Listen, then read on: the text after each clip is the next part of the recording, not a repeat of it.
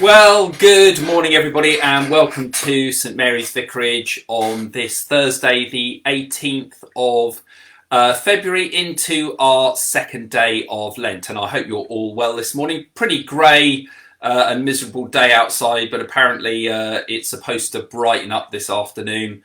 Mrs. Vicarage, because it's half term, she's looking forward to getting to the garden. She had a really busy day yesterday and has been working very hard on the vicarage drive. She's cleared a huge amount of stuff and everything. It's going to look fantastic come the spring and the summer.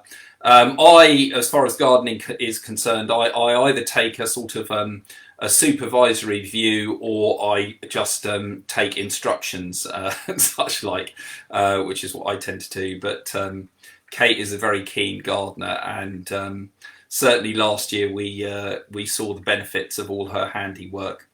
And those of you who do love gardening, I have to say, I love sitting in gardens. I love photographing gardens, but gardening's not my thing. I like cutting the lawn. I enjoy cutting the lawn. But I know many of you are very keen gardeners in our communities, and I know how much you enjoy that, whether it's your own gardens or down at an allotment, and how therapeutic you find people find gardening. I'm always reminded of my grandfather, my grandparents, and my dad's parents. They literally just lived what originally was at the top of a field. Our house, my parents' house, was actually at the bottom of a field. They did live in quite a large house. So as a child, I used to be able to just walk up the field, or the paddock as we used to call it, to my grandparents. And my grandfather was an engineer, and ran an engineering firm that I worked in the past. And if you've ever been up to the vicarage and you've seen the clocking in clock on the wall, vicarage wall, that was from that firm. Anyhow, as a young boy, we used to have this sort of ritual with my grandfather, which was Saturday was office day, and Sunday was gardening day. So on Saturday, he would pop round to the Foundry, as we would call it, in the morning. There would be a few jobs to do, and such like just checking on bits and pieces. There wasn't much production, because it was, in those days, factories and things tended to shut down for the weekend, but there might have been a bit of an overrun on a job that needed doing. So you can imagine, as a small child, it was just fascinating going into this factory with all those smells of it was aluminium die casting mainly, but all those wonderful smells of metal and metalwork and really interesting machines. And he would take me around the factory and turn on the machines and everything, and then I'd have to sit quite patiently in his office while he signed papers and things like that. However, the reward was, at the sort of top end of the factory site was a wonderful village pub. It was in a villager's factory. A little bit bigger than Handley is now. I mean, it's been engulfed by Slough, but he would was the Swan pub, the Swan, to which he was very much a local. And so Saturday morning, after the papers had been signed, it would be round there. I would get a lemonade and a packet of crisps, and sat in a corner while he would meet up with his wonderful old boys, who later on, as a young man, because I lived with my grandfather after my gran died to look after him, and because he had a large house, he let me I converted part of it into a dark room, and there was a spare garage which I used to use as a studio and all sorts of things. So we had great fun, and I got to know many of his old boys. But that was Saturday, so Saturday was office day, and then Sunday was gardening day. So I'd go up, and my grandfather's a very keen gardener, particularly growing vegetables and everything. Anyhow, the sort of punchline of this rather long story I'm telling you is my grandfather had one odd habit, which he had gardening clothes. So on Sunday he would put an old pair of trousers on this shirt and a sort of jumper with no sleeves and everything. That was his gardening. He used to garden in his slippers. Yeah, no, I'm absolutely true. And he has the kind of slippers that I've always bought, I think, as a result. So those sort of Peter Rabbit type leather slippers. So he used to have pairs of those, and I never really saw him wear them round the house, though I think he did have some posh new ones that probably my grandmother had bought. But it was always slightly amusing in our family that if you came up, you know, he wouldn't be wearing welly boots or anything like that. He used to put these slippers on in his gardening clothes. Anyway, happy memories, happy memories. So I hope you enjoy your gardens today. Just to say, as some of you may have, I'm sure, have picked up, yesterday was an interesting day and a bit challenging and rather sad as well, I have to say. But thank you all of you for your many messages of support on my Facebook page about photography. I presume the person who was a bit worried or concerned didn't realise that I still effectively am a professional photographer, and I do have my own business registered with HMRC, and I am currently working on projects and I do run training days for this diocese and other things for photographers, which I do in my own particular time. It's never caused a conflict with my ministry. I've done it for many years, and it also is very much a part of my own mental health well-being, as you've heard many times before. Anyhow, thank you for your messages of support. Challenging times, and people are under pressure and do odd things, so there we go. Hey ho, we move on. But more importantly today, I'd just like you to remember in your prayers today. Today I'm twinged with sadness because I'm going to be taking a funeral shortly, which is why this broadcast is going to be a little shorter than usual. So I'm taking the funeral of Robert John Day, or John as he was known, today. John was, let me get my little file here. John was born in Handley and grew up in Handley as a young man and lived here most of his life until later in years. And it's in a sense good that he's coming home, a true Dorset gentleman through and through, and will be laid to rest in a true Dorset churchyard. But please hold in your prayers this morning his family, particularly Carolyn, Malcolm and Jacqueline, his daughters. Funerals during lockdown and over the past year have been very difficult because, you know, we're not allowed to sing hymns. They've had to limit the numbers that can come, and we have to have a shorter service. I try my best to ensure that we give due respect and honour to the person we're remembering. But it is difficult for families, and I know this from personal experience, of course, from when Kate's dad passed away before Christmas, and I know because of all that Kate's dad did, that church would have been packed, and I'm sure today that John would have had many other friends who would have known him during his life, and Carolyn, Malcolm and Jacqueline would have probably had lots of friends that would come to support them, but unfortunately that's not possible. So please do hold them in your prayers this morning as we have their funeral. Also, as I mentioned last night in the service, I was sad to hear yesterday that Sally Goulding, or Sal, passed away. You might not know Sally. We know her through Becky Davis, who lives in the village here. It's her stepmum. Her dad, Alan, lovely chap. He's the chap that services our organ when it starts to play an odd dud note and everything, and sadly she's has passed away. So please hold Alan in your prayers at this time, the family and Becky, everybody, as they mourn Sally's loss, or Sal as she was as known. So we hold them all in our prayers this morning. Now, it's good to have our Ash Wednesday service yesterday. We had a few people with us, but even when we were in church, it's never been a particular service that they're queuing at the door, so to speak. But it was lovely to mark the beginning of Lent, and I haven't got it with me. Yeah, I've left it in the photocopier room, I think. But I hope you've all got your copy of Lent Extra, and you're enjoying the suggested daily Bible readings in there and the reflections. I hope that helps to accompany you through Lent. I hope you've received the Lent card here, the Ash Wednesday card. That was emailed out. There are also hard copies available in the church if you would like one of those. If you'd like a hard copy of Lent Extra because you haven't got you can't print it or download it, then please do let me know. I have printed one up this morning for somebody. I'm more than happy to do that, and I can either leave it in the church or drop it through your door if you wish. So that's Lent, and again to plug, next Wednesday evening at 7 p.m. we'll be beginning our Lent course.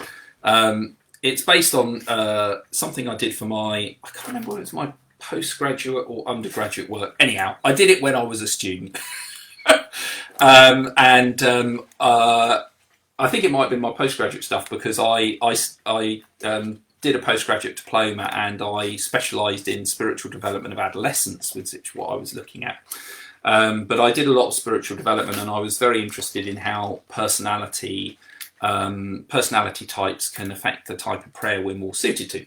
So I wrote this thesis many years ago entitled More Than Words, and part of the research for it and part of the thesis was actually writing a course on prayer and spirituality, and looking at how personality types can affect the sort of prayer we're drawn to.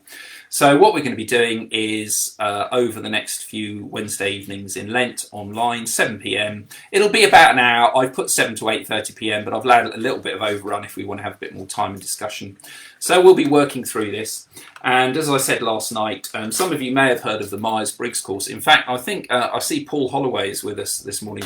Paul, you may remember me doing this at Shrivenham shortly after I arrived, because I certainly did it then, and I think I did it with Graham and such like, but you may remember it. Anyhow, so we'll have a bit of fun next week, because what we're going to do first of all is work out what our Myers-Briggs personality indicators are. Normally, if you do a Myers-Briggs test, you go away and it takes about 2 days or a whole day, and it's fairly complex. I have a much simplified version, which in a sense will give you your personality type, but doesn't give you the accuracy that a full Myers-Briggs test would do, but it will give you your personality type. And there's 16 different personality types. No one is better than the other. We're all just different people. And then various academics, particularly a guy called Leslie J. Francis, did a lot of research and looked at those personality types and the different types of worship and prayer that they were drawn to. And he distilled down the 16 personality types to 4 prayer types. So we'll be looking at those 4 prayer types, as well as some tips about prayer and spirituality. Now, the really important thing about this course and the way I wrote it is, you don't have to be a churchgoer or a regular churchgoer or even consider yourself churchy to do this. If you're interested in spirituality and prayer, you will find this course interesting. Yes, it does predominantly come from a Christian perspective, and we will be talking about Christian styles of prayer and tradition, unashamedly so, because that's what we're about. However, I will also draw from other traditions such as Buddhism and Hinduism, and some of the techniques they use in their prayer life that some people have found useful. So, for example, one of the greatest spiritual writers of the sort of modern era, a guy called Thomas Merton, who was a Carthusian monk, and wrote a wonderful book called The Seven-Storey Mountain and other things.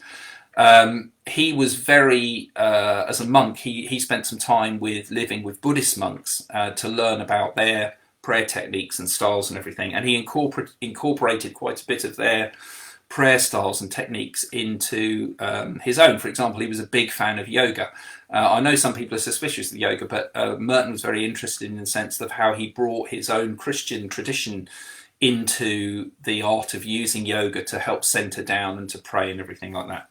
So all sorts of stuff like that, which I hope people will find interesting and may lead you on a path of discovery to enhance your own prayer life. So do plug it to others if they want to come. And if people say, oh, I don't go to church, it's not really about going to church. It's about your own personal prayer life and spirituality at home. So, for example, you've heard me talk about photography. That's very much a key part of my spirituality. And I'll touch on art and such like and things like that as well. So do join us for that. Now, I must move on as I have a funeral.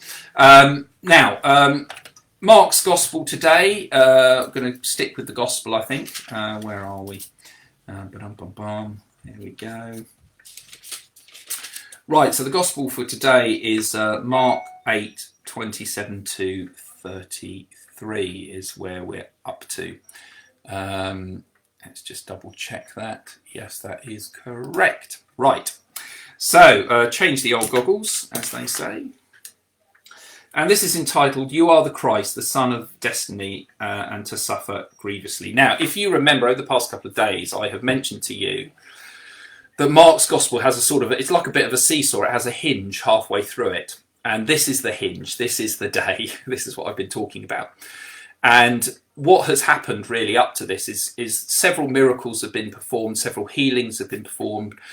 Jesus has been teaching the disciples, but they've really failed to recognise who he is. They failed to recognise who he is.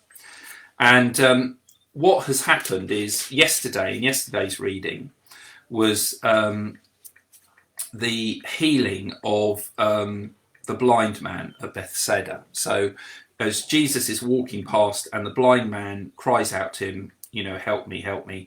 And he touches the blind man and the blind man is healed. And he says, you know, can you see anything? And the man says, I'm beginning to see, and people look like trees, etc., if you remember that. So this is the key. So the miracle happens, a blind man is healed, okay?